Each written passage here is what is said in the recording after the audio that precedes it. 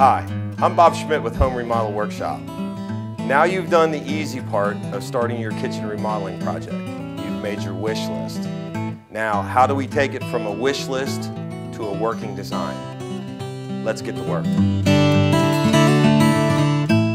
Now, I've been a kitchen installer for nearly 15 years.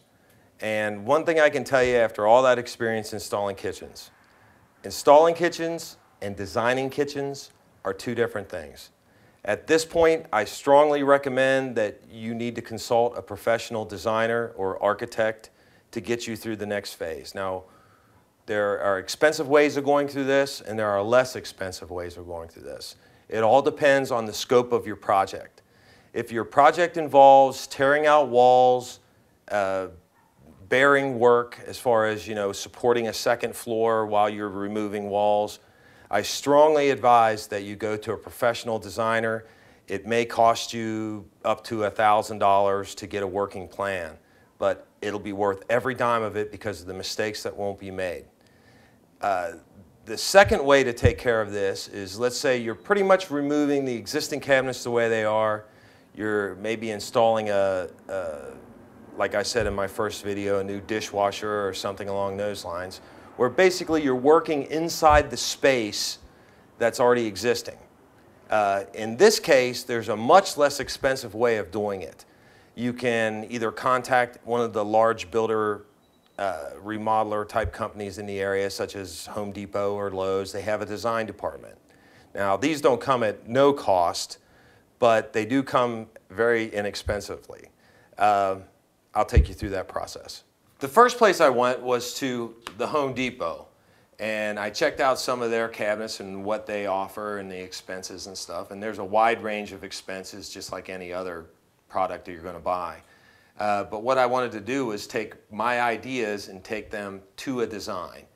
And what I was told I needed to do was first look through this. This cost me nothing. It was a guide to kitchen planning. It has all kind of interesting ideas and tells you all the pitfalls, and basically you can sit down and lay out your entire kitchen if you'd like. I wouldn't bother doing that because the next stage is going to cost you $100, which is relatively cheap, I thought, to get what they give you. Now, for the $100, they'll give you a measure and a 3D design, which basically that means they're going to send a professional to your house, will measure your area, will make design recommendations on the spot right there with you, and then they'll take those measurements back to the designer at Home Depot, where you'll make a plan to make a meeting, and you'll go in and meet with her, and she will give you a 3D design, which is basically overall elevation or overall looking down floor plan and different elevations of all the different projects. Along with being here and checking with her about what the next step would be, she also gave me books on all of the cabinets that they carry: American Woodmark, Premier Cabinetry, Thomasville, and Craftmade.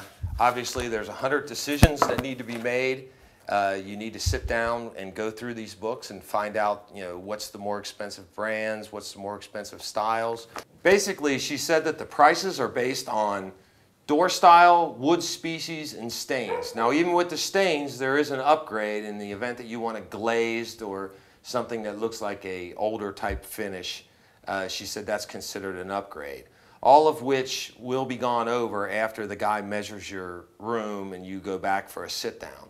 I strongly advise that anyone who's doing the decision making in this process, be it you and your spouse or significant other, I strongly advise that you both go to the meeting to sit down.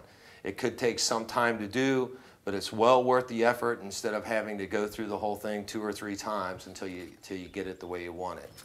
The second thing I did was I just got online and I checked out Lowe's, and they also offered a kitchen planner, which I just clicked in and ordered right online. Again, it didn't cost me anything. Pretty much has the same idea as what they had at Home Depot. They're going to tell you, give you some advice, let you lay the whole kitchen out. They even give you these little punch outs that you can stick on a chart. Again, I wouldn't do that because very similarly priced, they'll also come out, send a guy out to field measure your job, and go ahead and sit down and you'll get a 3D design. So for $100, you'll basically get a working design and something to look at and get started with and start to make some decisions with. So I strongly advise, if you're staying with a similar space to what you have and very little working around, then I strongly advise you go with something along these lines. If it isn't becoming obvious already, planning a kitchen is nothing but one decision after the other, complicated by the next decision after that decision. At this point, though, is a major decision that has to be made. Are you going to try to run and do this project yourself and sub it out yourself, or are you going to hire a contractor to do it? Obviously, Home Depot and Lowe's both offer contractors. Sight unseen, people you don't know may not be the way you want to go, or it may. If I were going to hire one of their contractors, I would definitely want some referrals. I'd want to know what project that they've done. I'd want to speak to the previous customers and find out about their timeliness, their cleanliness, basically the quality of their projects. If you do decide to do it yourself, it's a heck of an endeavor that you're taking on. It's going to take a lot of time and a lot of effort.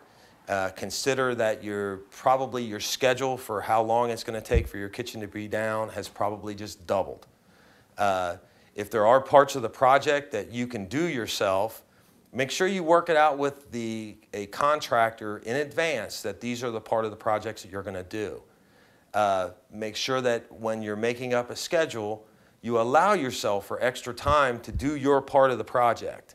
And make sure that you do it in that time frame, because there are other subcontractors, be it electricians or drywallers or countertop measurement people, that are all going to be counting on this project coming in on time.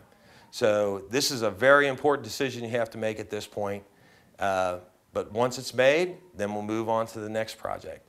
The next thing we're going to talk about is how to make a schedule for your kitchen project, and if you're doing the project yourself, how to make a schedule for your kitchen project, starting from when do you need to order, you decide on your countertop material, how long does it take for lead time to get a countertop after your kitchen cabinets are installed, or how long a lead time does it take to get appliances.